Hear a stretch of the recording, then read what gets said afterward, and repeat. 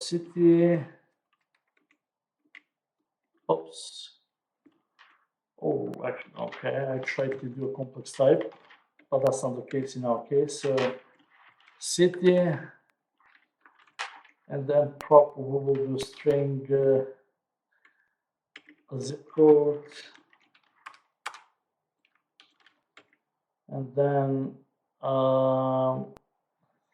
what else? So we could have country, for example. There we go. Country. So for the sake of simplicity here, I'm going to have a simple concrete class, model class with all of these fields, okay? Properties, meaning that can take some values for us, okay? In a normal world, for example, city would come from a concrete, from another complex type, which is, for example, city.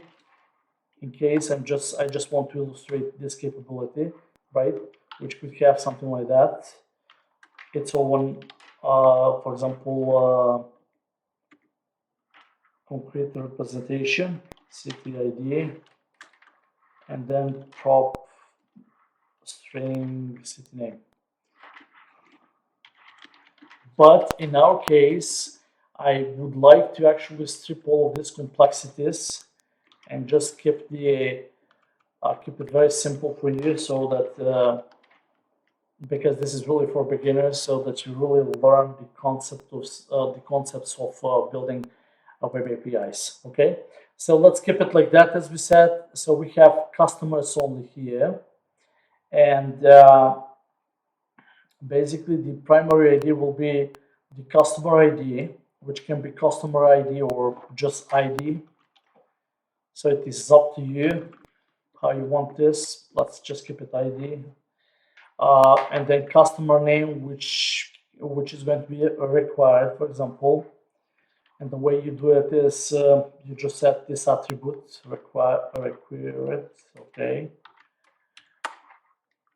So this is an annotation, and that's, if you take a look right here, the appropriate using was added to the namespace to the class. And then address, for example, one is also required, right? But then address 2 could be null as well, and the way you specify it is after the string, the type, you just add a question mark. City, let's make it also nullable too, and this one too, the zip. So this is something that you have to think about when designing your software.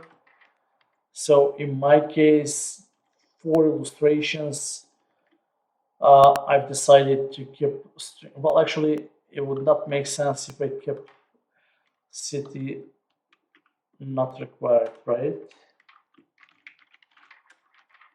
And the country also required, okay? So this is our model at this point. And this is what our database table is going to represent. But how do we now build the database, and how do we build the table which we're going to call customers, for example?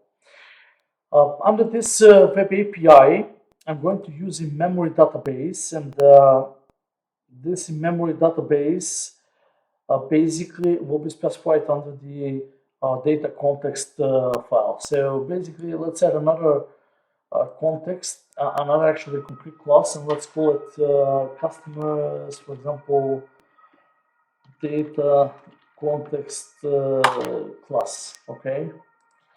And what is specific for this class is that it inherits from the DB context, DB context, but the DB context in our case is not available. So when I told you previously that we're not going to be using NuGet packages, I obviously lied to you, because it did not hit my mind that we're going to need the entity framework core package, entity framework core dot in memory.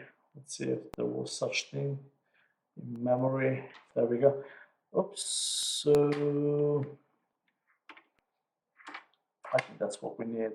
Relational in memory. There we go.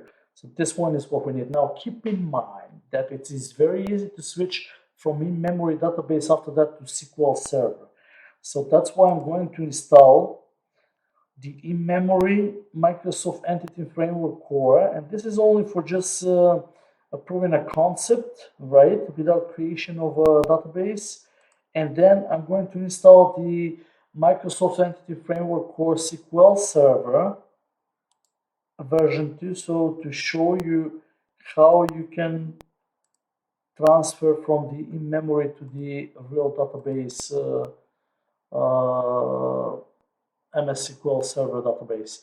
So now we need to import this one from the Entity Framework Core as it is shown by here.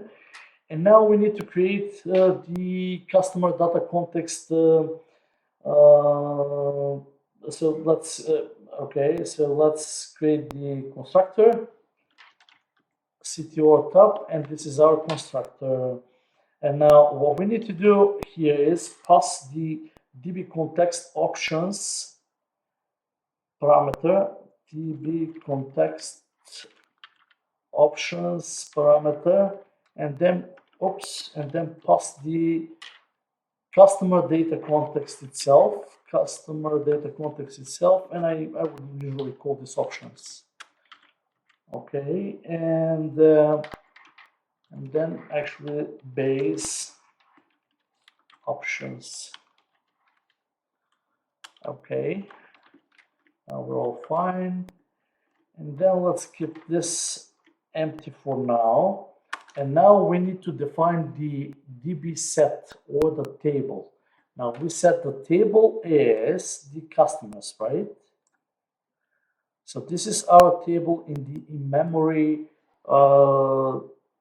database, okay, which I'm going to call, so this is property and DB set property of type customers, okay, and the table will be called customers, right, equals to null when it's initialized. And now this is null because I need to specify that this is really null, and because it can be null, and in order for us to do this we need to specify the question mark, otherwise it's going to be yelling. Even if you don't have it, it's okay. It's not a big deal. It's not a problem. Now what we need to do is we need to register this database context called customers data context. And where do we do this? We do this under the program. Okay, and how do we do that? Well, under the controller side, we need to register the DB data, the customers data context .cs, right, object. And how do we do that? Well, simply by entering the following: builder services, then add DB context, add DB, there we go, is the second one, add DB context, and now just pass the customer data context here, customer data context, exactly. And we said that the customer data context would take an option as an option.